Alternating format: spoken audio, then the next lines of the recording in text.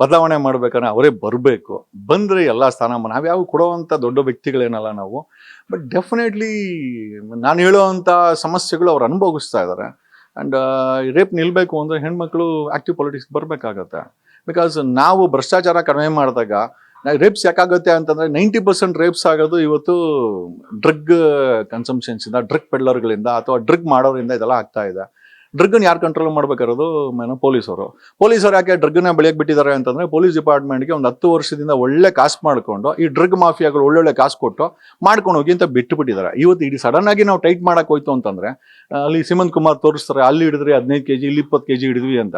ಈಗ 10 ವರ್ಷದಿಂದ ಅವರನ್ನ ಗಾಢವಾಗಿ ಡೀಪ್ ರೂಟ್ ಆಗಿ ಬೆಳೆಯೋಕ್ಕೆ ಬಿಟ್ಬಿಟ್ಟು ಇಲ್ಲಿ ಬಾಗ್ಲೂರಲ್ಲಿ manufacturing unit, Bengaluru has become a manufacturing unit.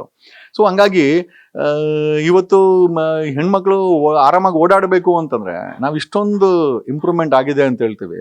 I think 2 days before ಬೆಂಗಳೂರಲ್ಲಿ ಐ ಥಿಂಕ್ ಗ್ಯಾಂಗ್ ರೇಪ್ ಆಗಿದೆ. ಆ ಹೆಣ್ಮಗಳು ನಂದು FIR ಮಾಡಿಲ್ಲ ಅಂತೇಳಿ ನಂಗೆ ನಗಬೇಕೋ, ಬೇಜಾರು ಮಾಡ್ಕೊಬೇಕೋ ಅಥವಾ ಇದೇ ಸಮಾಜವನ್ನ ಉಗಿಬೇಕೋ ಗೊತ್ತಿಲ್ಲ ನಮ್ಗೆ ಈ ವ್ಯವಸ್ಥೆಯನ್ನ. ಹೆಣ್ಮಗಳು ಸೋಷಿಯಲ್ ಮೀಡಿಯಾದಲ್ಲಿ ಬಂದು ನನ್ನ ಮೇಲೆ ರೇಪ್ ಆಗಿದೆ, ನನ್ನ ಮಗುನ ಹೊಡೆದಿದ್ದಾರೆ, ನನ್ನನ್ನು ನಗ್ನವಾಗಿ ವಿಡಿಯೋ ಮಾಡ್ಕೊಂಡಿದ್ದಾರೆ ಅಂದರೆ ಎಲ್ಲಿ ತಂದಿದ್ಯಾ ನೀವು? ಎಲ್ಲಿ ಬಂದು ನಿಂತ್ಕೊಂಡಿದ್ದೀವಿ? ಈ ಒಂದು ಸ್ವತಂತ್ರ ಅನ್ನೋದು ಎಲ್ಲಿಗೆ ಬಂದು ನಿಂತ್ಕೊಂಡಿದೆ? ಯಾರಿಗೆ ಬಂದಿದೆ ಸ್ವತಂತ್ರ? ಏನೆಲ್ಲ ಕ್ರೈಮ್ ಮಾಡೋರ್ಗ, ಮಾಫಿಯಾಗಳ್ಗ, ಇವತ್ತಿನ ರಾಜಕಾರಣಿಗ ಓಕೆ ಬೆಂಗಳೂರಲ್ಲಿ ಒಂದಾಯ್ತಾ, ದಾವಣಗೆರೆಯಲ್ಲಿ ಆಗಿದೆ. 10 ಜನ ಏನೋ ಗಂಡನ ಜೊತೆ ಜಗಳ ಮಾಡ್ಕೊಂಡು ಮನೆಗೆ ಹೋಗ್ಬೇಕಾರೆ ಆ ಹೆಣ್ಮಗಳನ್ನ ಎತ್ತಾಕೊಂಡು ಹೋಗಿ 10 ಜನ ರೇಪ್ ಮಾಡಿದ್ದಾರೆ.